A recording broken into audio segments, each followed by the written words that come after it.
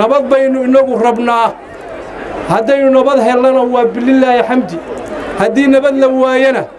waa filillaahi xamdi labadaba waa ku ducaynaynaa aad iyo aad baan idiin salaamayaa dhammaan shacab weynaha gobolka Cayn haddii ay salaadiin yihiin haddii ay cuqaal yihiin haddii ay madax kale oo siyaasadiin yihiin haddii ay haweenkeena sharafta badan yihiin haddii ay dhalinyarada iyo saxaafadda yihiin haddii ay ganacsatada yihiin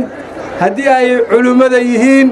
dhammaantiin reer gobolka Cayn waan idin salaamayaa assalaamu calaykum waraxmatullaahi wabarakaatuh salaanka bacdi ilaahay baa mahad iska leh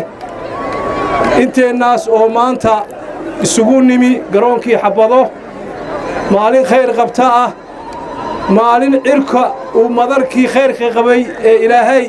dadkiisa ugu talagalay uu ka daayo nasiibna aynu u yeelannay ilaa iyo deegaankii aanu ka nimi ilaa iyo Buuhoodle oo caasimadii ama hooyadii halganka SSC ah oo waxa weeye intaas ay barwaaqo iyo ay ahayd jawi fiican waa wax ilaahay loogu xamdi noqo mar labaad iyo mar saddexaad iyo marka koowaadna aad iyo aad baan ka mahad celinayaa wafti ballaaran baanu ahayn waxaanu ahayn salaadiintii gobolada Sool iyo Sanaag iyo Cayn waxaanu meesha ku maraynaa 14 waxa weeye isin baanu ku maraynaa 15 baanu ku maraynaa waxa halka ka cad oo muuqata maanta inaynu tala isugu nimi taladana aan cidi ka maqlayn oo raggii gooyn jireen ay joogaan raggii ka talin jireen oo Caynna ay fadhiyaan talaanu idinku nimi talada aanu idinku nimi waxa weeye in aynu wada tashanno xaaladan adag ee labaad ee la galay in aynu ka tashanno nabad baynu inagu rabnaa haddaynu nabad helana waa bilillaahi xamdi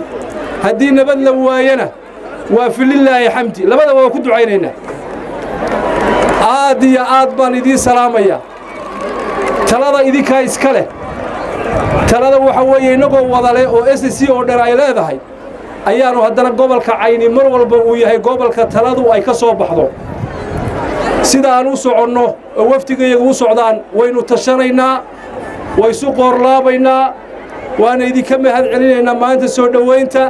qoorlaabkiina waxa ka soo baxa ayaynu qaadanaynaa wixii aad jeceshiin baan anana qaadanaynaa saas ma aha reer Cayn wixii aad jeceshiin reer Sool iyo reer Cerigaba waxa jeceshiin baan ku qasbanaa waxa weeye talada odayaashu waa joogaan cuqaashi waa joogaan waxa weeye waa tashanaynaa waxa weeye wadada ugu fiican baynu qaadaynaa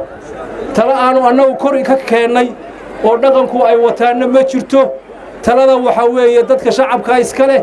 wixii aynu ku tashanana looga gudbayaa sida aad noo soo dhaweyseen ee qiimaha badan ee sharafta badan aad iyo aad baan idinka mahad celinaynaa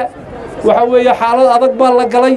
xaaladii koowaad way dhamaatay marxaladii labaadna waa dhamaato maanta guumeys baynu joognaa marxaladii saddexaad oo inagu aynu nabadgelyo u fadhino dadka dariskana aynu nabadgelyo ugu baaqayno ayaynu isugu nimi haddii nabadgelyo ay nala qaataanna waa la qaadanaynaa haddii ay colaad nala qaataanna waa la qaadanaynaa soo saas ma aha